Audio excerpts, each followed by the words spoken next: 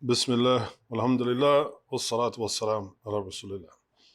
Okay, so some people have been asking me, you've seen a tablet that I've been using lately, this one right here, and it's called the Remarkable 2. And so some people have been asking me what my thoughts on it were, and so I thought I would share them very quickly here.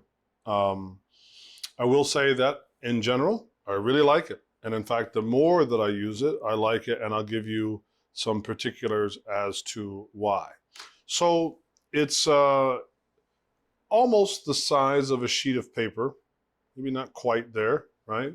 Almost the size of a sheet of paper. And so let's see if I come up here, get rid of that. And so this is kind of what it looks like. As you can see here, um, it's only black and white, and it has essentially no apps. That's what I really like about it. And so, very succinctly, the very first thing that I like about this particular tablet is that it has no apps, and the Wi-Fi on it only serves the purpose of syncing your files, like if you want to upload PDFs to it or backing up to the cloud. That's it. There are no apps to use on it. And so, in my experience, it encourages focus, right? I mean, I have an iPad, and so if I want to have that, right, I have that. This, I will say, is probably more of a specialty device in that, if you want something that's going to do email and Facebook and all other billion things, it's not an iPad, and it's not trying to be an iPad, and that's very important to understand. So, first and foremost, it really helps to provide a distraction-free environment.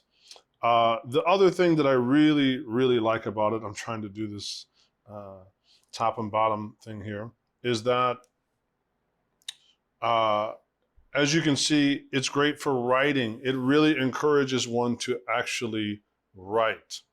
And so I use the calligraphy nib. You can use different pen tips, right? You can use everything all the way up to, they have what's called like a calligraphy pen tip, and that's great. So you can, I find that very nice for writing in Arabic, but you can change to whatever pen style you write. And so one thing, for instance, if you upload a PDF to it, while you can annotate directly on the PDF if you so choose, which is great for making notes, you cannot copy and paste from the PDF into something else. What you can do is you can actually make a notes page that you attach to that PDF, of which you can then write it in. And so what this really does is it reinforces retention and memory. Now, some people initially may not like that. I just want to quickly go in and I just want to copy and paste. You can do that for handwriting, right? For handwriting, you can copy and paste. But for a PDF, no, you cannot do that. And so it's really great for that. And I've been finding myself really enjoying the experience of writing again, putting my thoughts down, or, I've been developing all of my lesson plans for the classes that I teach at Middle Ground. I've really been using this. Yes, I do have a number of documents that I have uploaded to it. So like if you go into your files, like you can create some folders here, right? I got different folders for general things, as well as some of your notebooks, right? For quick access. So like when I teach my Thursday class, I got that. I have one of hadith that I'm working on, another one for something to do with Quran, and then like my Arabic grammar class, and then another one for my Monday class. And so those are all your quick notebooks there. And then I just have some general books as PDFs, right? And so you can see here I've uploaded those, and you can go into reading any of those. And again, you can open them up. You can annotate directly on them if you so choose. And so it's a really great, and if you can jump if you don't want to just scroll through, right? You can come here, and you can jump to whatever page that you want to, right? And then come in, and then if you wanted to annotate directly on it, right, you can write directly on that if you so choose. But again, if you wanted to copy this, no, you cannot. You can open up a notes page, right? You can open up a notes page and you can write it by hand. That I really like. And so I have noticed, even in the short time that I have been using the device, that my memory has greatly improved, whether it is for, ayat, ahadith, especially, right? We tend to think of memorization for Quran, but of course, right, there is the memorization of mutun. And so I found this to be a great assist for that. I really like the pen. It's pretty simple, pretty cool. It is magnetic, so right, attaches. Although, be careful, because I do believe that this is pretty easy to lose. It will attach to it, but it's also pretty easy for it to come off, and it ain't cheap. I think the pen is probably around on $100. So I keep mine in a separate little thing that I carry around with it. You don't have to. I did get the. There's two different style cases that you can get. There's this one that's like a book, and there's another one that I think is a little bit different. So get whatever case that you want. And so I really, really like it for these specific reasons. And so I have been using it abundantly for all of the different things, like, for my Aqidah class that I teach. I have some books in here for my different classes that I teach on various topics. And so I found it to be a really, truly invaluable resource.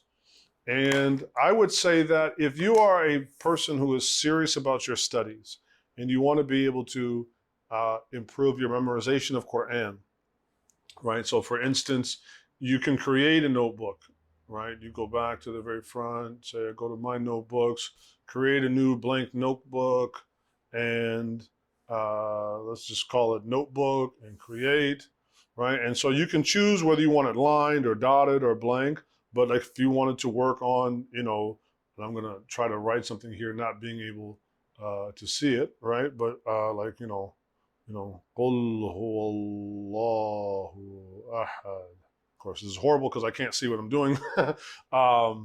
But if you wanted to work on your memorization of the Quran or any other mutun, I would highly recommend it as a tool for that. In fact, I really think that if you are a serious student of knowledge, and that doesn't mean you have to be enrolled in a university, just somebody who's serious about wanting to study their deen, then my personal recommendation indeed would be to, I would go with a tablet like this, because it encourages distraction-free learning, and actually it encourages learning in and of itself, right? It encourages you to read versus copy and paste.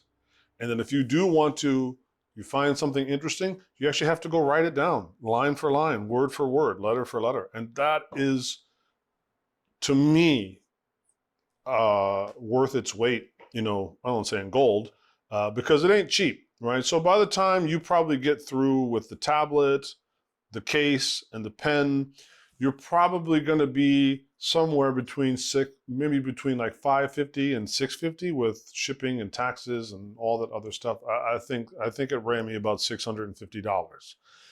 However, I have been using it every single day, and I really, really love it. And so, whether we're talking about a book that I'm working on, like this is a whole stack of books here that I teach from. And so I have a notebook on here for each one of these books that I go in and I'm making, notations on or copying things. So I really, really like it. I think that the limitations of it are actually baked into it from a design point of view, and they're there by intention. They're not there due to any weakness. It also doesn't emit any light. And so it's much easier on the eyes to read. And the writing feels really good. I mean, it's hard for me to write right now because I'm trying to stare at the phone and kind of look over the phone at it. But right, when you're just simply using it, it really feels like writing. It really, really feels like writing. Matter of fact, on my iPad, when I write with the pen, my handwriting looks atrocious. But when I write on here, my handwriting actually looks pretty good, just about as good as it is, say, on paper. And so, again, if you are looking for a tablet that is going to assist you in your studies, not to entertain you, I would have to say that this would be the one to go with. Now, I know that there's a couple others out there that are somewhat similar. So far, I really think this one is a winner.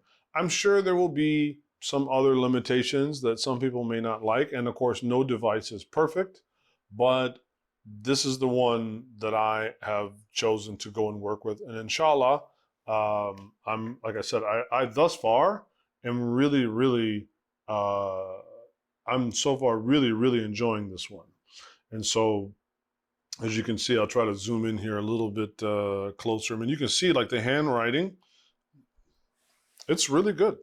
So that's my thoughts on the Remarkable 2.